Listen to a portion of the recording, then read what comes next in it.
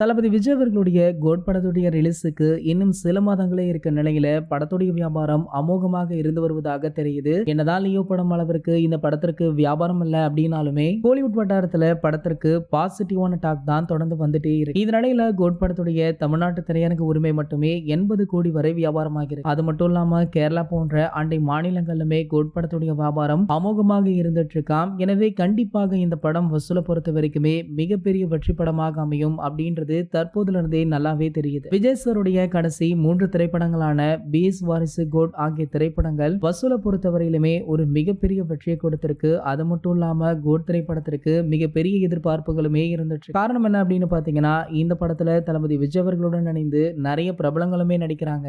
மேலும் இந்த படத்துல மறைந்த நடிகர் கேப்டன் அவர்களுடைய ஏஐ காட்சிகளுமே இடம்பெற்று இருக்கு. இதனடுத்து பாத்தீங்கன்னா, முன்பு சொன்னது போல இந்த படத்துடைய ஆடியோ வெளியீட்டு விழாவை பிரம்மாண்டமாக நடத்த பிளான் போட்டிருக்காங்களாம். அதற்கான ஏற்பாடுகளை தற்போது படக்குழு ஸ்டார்ட் பண்ணிருக்காங்க அப்படின்ற தகவலுமே வெளியாகி. காரணம் என்ன அப்படின்னு பாத்தீங்கன்னா, படத்துடைய ரிலீஸுக்கு இன்னும் ஒரு சில மாதங்கள் தான் இருக்கு. அதற்குள்ளாரையே படத்துடைய ப்ரமோஷன் வேலைகளை முடித்தாக வேண்டும் அப்படின்றதுனால திடீர்னு இந்த ஏற்பாடு நடந்துட்டு இருக்கு. சரி, ஓகே. கோட் படத்துடைய ஆடியோ லான்ச்ல தளபதி விஜய் அவர்களுடைய மாசான ஸ்பீச்சை கேட்க உங்களை யாரெல்லாம் ரொம்பவே ஆவலுடன் வெயிட் பண்றீங்களோ அதை கீழே உள்ள கமெண்ட் செக்ஷன்ல கமெண்ட் பண்ணுங்க. மேலும் இது போன்ற நம்ம தளபதியை பற்றி வெளியாகும் அனைத்து செய்திகளுமே நீங்கள் உடனே தெரிஞ்சுக்க நம்மளுடைய தளபதி 360 அப்படின்ற நம்ம சேனலை சப்ஸ்கிரைப் பண்ணிக்கோங்க.